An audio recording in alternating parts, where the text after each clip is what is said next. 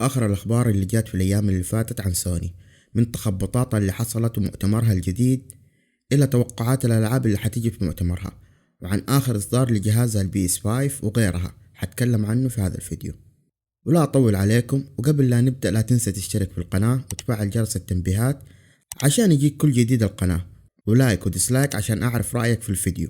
وبس خلونا نبدأ في أخبار سوني.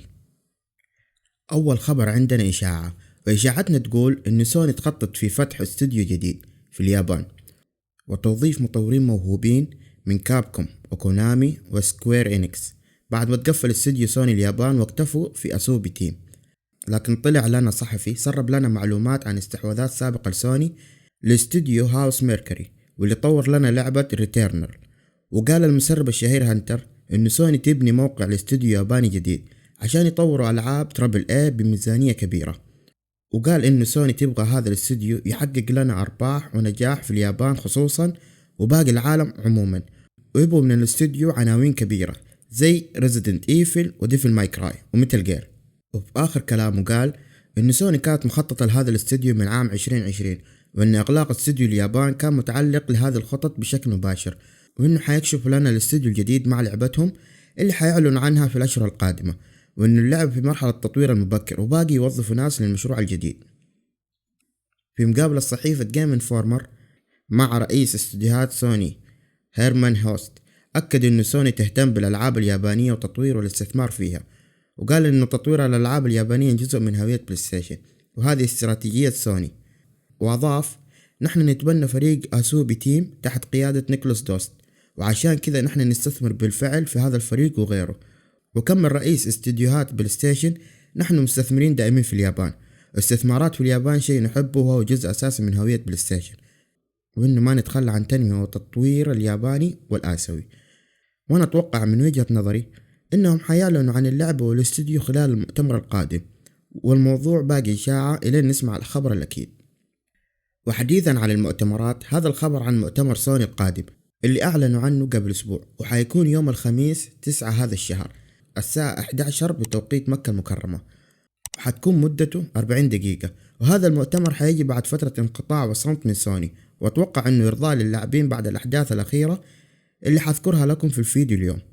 وبعض اللاعبين والإعلاميين يتوقعوا عرض أخير للعبة هورايزن فوربيدن ويست قبل إطلاقها السنة الجاية، وكمان متوقعين عرض للعبة God of War Ragnarok وتحديد موعد الإصدار، وكمان عنوان ترابل اي جديد. وأكدوا بعض المسربين الموثوقين إنه لعبة God of War Ragnarok حتكون متواجدة في المؤتمر، وأتوقع أن سوني تستعرض لنا جزء من طريقة اللعب وعالم اللعبة ولمحات من قصتها. وخرج ديفيد جيف مبتكر سلسلة God of War قبل أيام في مقابلة صحيفة يلمح عن ساعات لعب God of War Ragnarok، ويتوقع أنها حتكون 40 ساعة. وعندي سؤال لكم، هل 40 ساعة حتكون للقصة بس أو حتكون لكامل اللعبة من قصة ومهمات جانبية؟ أعطوني رأيكم في التعليقات. ونكمل كلامنا عن حصريات سوني وكلامنا عن لعبة هورايزن فوربيدن ويست وآخر تصريحات سوني عنها. أعلن سوني قبل أيام إنه لعبة هورايزن فوربيدن ويست متوفرة للطلب المسبق، ولكن بعد هذا الإعلان اللاعبين وعشاق هورايزن زعلوا بسبب تغيير سوني لأقوالها عند إطلاق بلاي ستيشن 5 إنه حتكون ترقية هورايزن فوربيدن ويست للجيل الجديد مجانية. والمفاجأة إنه لازم تشتري نسخة الديلوكس إديشن عشان تقدر ترقي نسختك، وسعر النسخة $80. لكن سوني عدلت قرارها وقالت اللعبة حتكون مجانية مثل ما قلنا وقت الإطلاق، ولكن الألعاب القادمة من سوني حتكون بترقية مدفوعة. وللعلم إنه اللعبة جاية بتاريخ 18 فبراير 2022 على البلاي ستيشن 4 و5 والبي سي، وحتدعم التعريب الكامل للدبلجة والقوائم والنصوص، وكمان حتدعم اللعبة 60 إطار على البلاي ستيشن 5.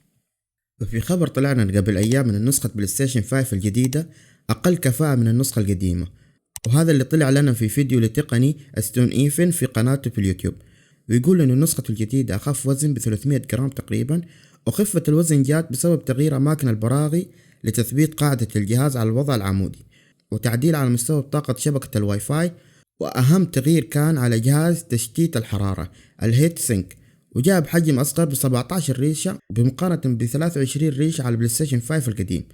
ولكن تم تأكيد من خبراء تقنيين أن أداء النسخة الجديدة مقارب بالنسخة القديمة. وكان الفرق بمقدار 3 إلى 5 درجات حرارية في النسخة الجديدة عن اللي قبلها، وإنه ما يضر على المدى البعيد. وسؤالي، هل أنت من ملاك النسخة القديمة ولا الجديدة؟ وإذا كنت من ملاك النسخة الجديدة هل حسيت بحرارة الجهاز ولا لا؟ شاركنا تجربتك في قناة التعليقات. ونكمل مع الأخبار التقنية.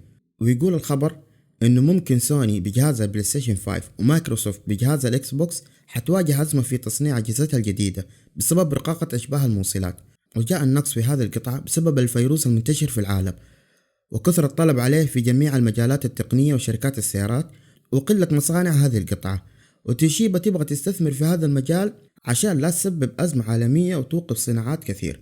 وقالت سوني إنها عندها القدرة في تصنيع 14.8 مليون نسخة من بلاي ستيشن 5 إلى منتصف عام 2022 في أمل توفر كميات من هذه الرقاقة. وآخر خبر معانا عن الرئيس السابق لسوني شون لايدن وسبب مغادرته الشركة. وقال شون لايدن في مقابلة مع صحيفة بلومبرج أنه شعر بالتعب الشديد من عمله كرئيس استديوهات سوني، وأنه حان الوقت لترك منصبه لمواهب شابة. ويذكر وقت خروجه كان في أكثر فترة كانت فيها سوني في عزها. وهذه آخر أخبار سوني خلال الأسبوع اللي فات، وإن شاء الله غطيت لكم جميع الأخبار والإشاعات في الفترة الأخيرة. وإذا عجبك الفيديو اكتب لنا في التعليقات، ولا تنسى تشترك في القناة وتفعل جرس التنبيهات عشان يجيك جديد القناة. وشكرا على المشاهدة، السلام عليكم.